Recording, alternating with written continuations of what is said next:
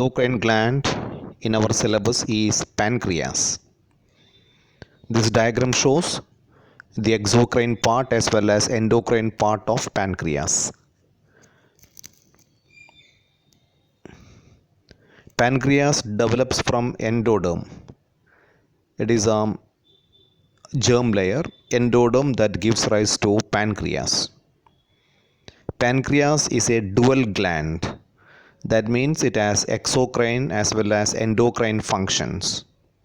The exocrine part of pancreas is called acini, which secretes pancreatic juices, contains various types of enzymes, while the endocrine part of pancreas is called islets of Langerhans. Endocrine cells of pancreas form group of cells called islets of Langerhans. There are four kinds of cells in islets of Langerhans which secretes hormones, of which first one is alpha cells, which comprises 20% of islets of Langerhans, secretes glucagon. It stimulates liver for glycogenolysis to increase blood sugar level. Glucagon is a hormone that increases the level of sugar in the blood. It will influence liver so that liver will be able to convert the stored glycogen into glucose and bring it to the blood. So it increases the level of glucose. So glucagon is called as hyperglycemic hormone. The second group of cells of islets of Langerhans are beta cells, comprises 70% of the islets of Langerhans. Secrete insulin. It stimulates liver and muscles for glycogenesis and lowers blood glucose level. Insulin is hypoglycemic hormone. It will influence the body to reduce the level of glucose in the blood. It will influence liver as well as muscles to convert glucose into glycogen so that the level of glucose in the blood will come down. It influences liver and muscles to take up the glucose and then convert it into glycogen and store it. The third group of cells are called delta cells. 5% of the islets of Langerhans comprises delta cells. Secrete somatostatin, which inhibits the secretion of glucagon and insulin. Somatostatin is a hormone which reduces the amount of insulin if it is produced in greater quantity. It also reduces the level of glucagon if it is secreted in greater quantity, more than the required quantity. So delta cells also plays a vital role. Glucagon, if produced secreted in more quantity, it inhibits the secretion. If insulin is secreted in greater quantity, it can inhibit the secretion of insulin also. It also decreases gastric secretion, motility and absorption in the digestive tract. This somatostatin can decrease gastric secretions of gastric organs, and motility, movement of the gastric secretion as well as absorption in the digestive system is also controlled by somatostatin. Then the fourth group of cells are called as PP cells or F cells.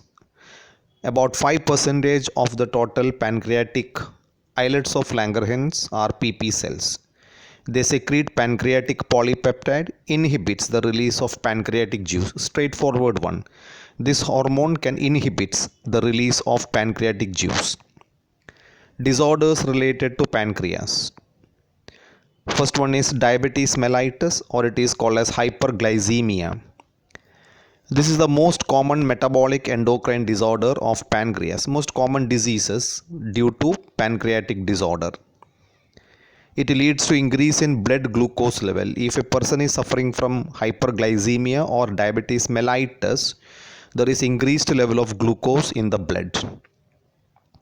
This is due to underactivity of beta cells, which results in reduced secretion of insulin. Why hyperglycemia arises? Of course, it is obvious that there is reduction in the production of or reduction in the secretion of insulin, and that may be due to the certain underactivity of the cells which produces the insulin, that is the beta cells.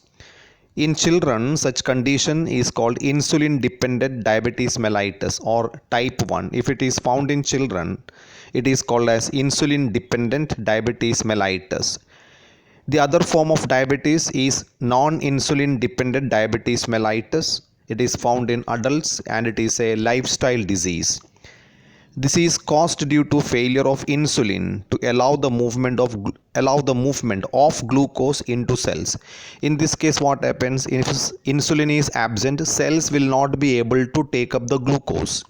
If the cells cannot take up the glucose will remain in the blood. Amount of glucose in the blood increases, resulting in hyperglycemia or diabetes mellitus. Due to the absence of insulin, our cells will not be able to take up the glucose. When glucose is not absorbed properly by the cells, it will remain in the blood, increases the amount of glucose in the blood, causing hyperglycemia. Reduced sensitivity to insulin is called insulin resistance. Some people shows insulin resistance. Even though insulin is produced in correct amount, body shows resistance to insulin. In that case also, the person will be hyperglycemic. In both the disorder, glucose level increases and some glucose is excreted through urine. If amount of glucose is more in the blood, it is excreted through the urine, and urine contains some amount of glucose, one of the symptom of diabetes mellitus. It is also causes excessive urination and dehydration of body tissue. That is another symptom, excessive urination and dehydration of body tissues. Degradation of fats is also observed in this. Due to this, there is increase in formation of ketone bodies, which is called as ketosis.